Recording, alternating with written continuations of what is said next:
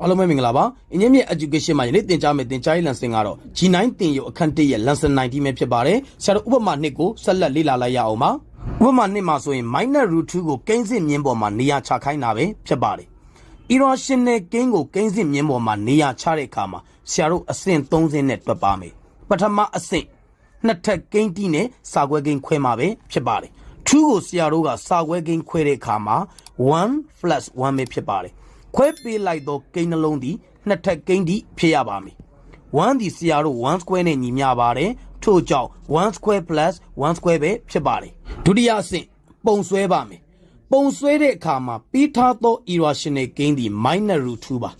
ထို့ကြောင့်ကိန်းမြင့်ဤအနှုတ်ဘက်ကိုတွားရမှာပဲဖြစ်ပါတယ်မူလအမှတ်ကိုဆရာတို့ O လို့ပေးလိုက်ပါပြီမူလအမှတ်ကနေအနှုတ်ဘက်ကိုတွားမှာပဲဖြစ်ပါတယ်အနှုတ်ဘက်ကိုတွားတဲ့အခါမှာဆရာတို့အလျား1 unit တွားပါမယ်တောင်းလိုက်လေ1 unit တွားပါမယ်အလျား1 unit တွားမှာဖြစ်သည့်အတွက်0ကနေ -1 ကိုရောက်ရင်1 unit ပါ -1 ရဲ့နေရာကိုဆရာတို့က A လို့ပေးလိုက်ပါမယ် OA တန်ဖိုးတည်သွားပါပြီ A ကနေပြီးတော့ဆရာတို့ down light 1 unit ထပ်ထောင်ပေးမှာပဲဖြစ်ပါတယ် down light 1 unit ပါအမှတ်ကိုဆရာတို့ကအမှတ် B လို့ပေးလိုက်ပါမယ် O နဲ့ B ကိုဆက်သွယ်ပြီးတဲ့အခါမှာဆရာတို့လိုချင်တဲ့တောင်းမှန်တတိကံလေးဖြစ်ပေါ်လာပါပြီတောင်းမှန်တတိကံ OAB မှာဆိုရင်ဆရာတို့ရှာပေးမှာဒီ OB တန်ဖိုးပဲဖြစ်ပါတယ် OB တန်ဖိုးသိရင်ဆရာတို့လိုချင်တဲ့ irrational ကိန်းကိုကိန်းစစ်မြင်းပေါ်မှာနေရာချပြီးသားဖြစ်သွားပါပြီအဆင့်3တောင်းမှန်တတိကံ OAB တွင်ပိုက်တာကိုတဲ့တီကိုတန်အရာဆရာတို့အသုံးပြုပေးမှာပဲဖြစ်ပါတယ်တောင်းမှန်ကံအနားနှစ်ထပ်ဒီကျန်နားနှစ်ထပ်ပေါင်းခြင်းနဲ့ညီပါတယ်ထို့ကြောင့် OB square equal OA square plus AB square ပဲဖြစ်ပါတယ်ဆရာတို့ OA တန်ဖိုးသိပါတယ် OA ဒီ1 unit ပါထို့ကြောင့်1 square plus AB ကလည်း1 unit ပါထို့ကြောင့်1 square ပဲဖြစ်ပါတယ်1 plus 1 2ပဲဖြစ်ပါတယ်ဆရာတို့ OB square တန်ဖိုးရပါပြီ